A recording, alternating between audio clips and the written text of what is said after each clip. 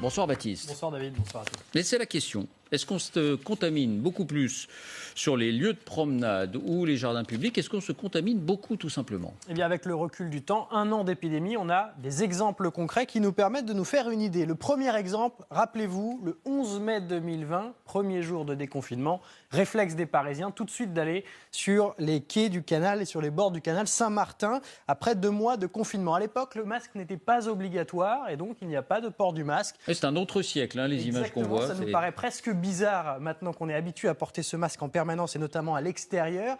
Eh bien, les épidémiologistes ont scruté derrière les indicateurs pour savoir si oui ou non il y avait eu un rebond de l'épidémie, un regain, quelques cas, en tout cas sur ces arrondissements bien particuliers de la capitale. La réponse est non, pas de rebond de l'épidémie, pas de regain, pas de cluster, ce qu'on aurait pu redouter après avoir vu ces images. Deuxième exemple, encore plus documenté, la fête de la musique, beaucoup de rassemblements dans toute la France. Toujours pas de masque, parce que toujours pas de masque obligatoire à l'extérieur.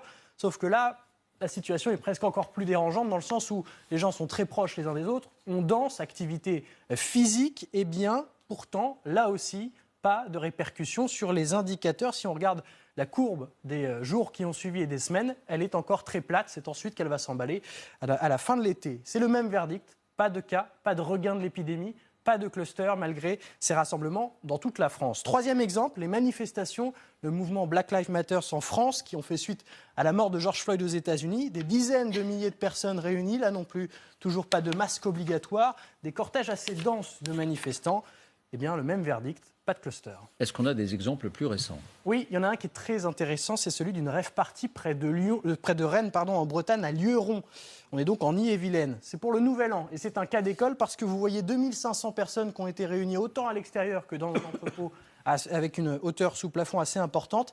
Pas de masque, alors que là, c'était devenu la règle, mais le masque n'est pas porté. On danse proche des uns des autres. Consommation d'alcool, voire même de stupéfiants, ce qui peut aider aussi à faire tomber les barrières. Sur le coup, indignation générale.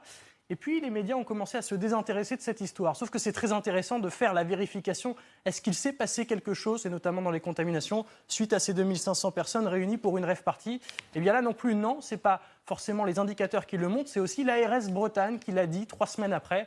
Pas de cas détectés parmi les 2500 personnes qui avaient participé à ce rassemblement interdit. Et puis le dernier exemple, il est plus récent.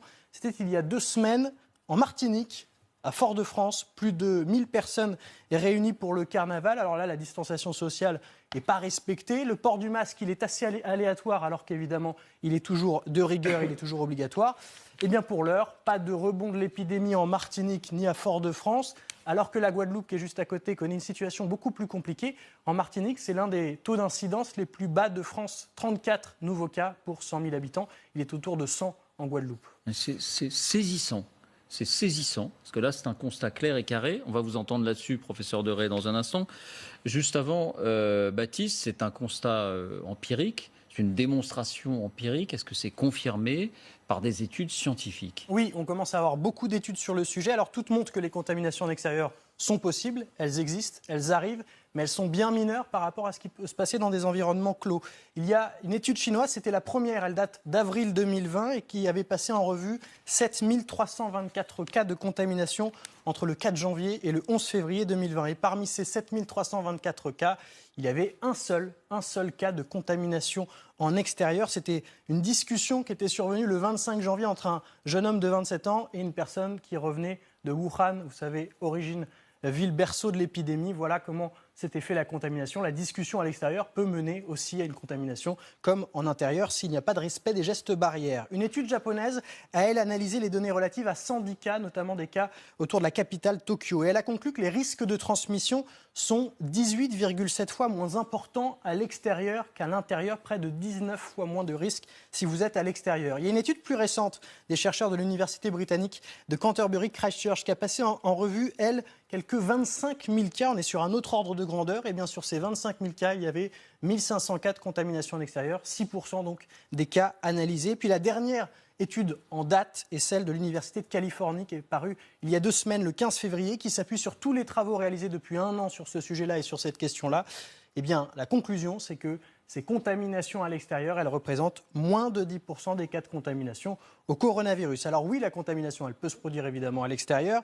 Le risque de former un cluster en extérieur Lui, il est quasi nul. Et c'est une idée qui fait consensus dans la communauté médicale. Écoutez.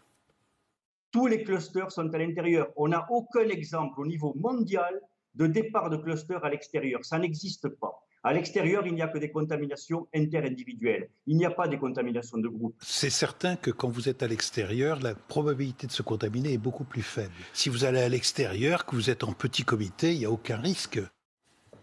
Merci, Baptiste.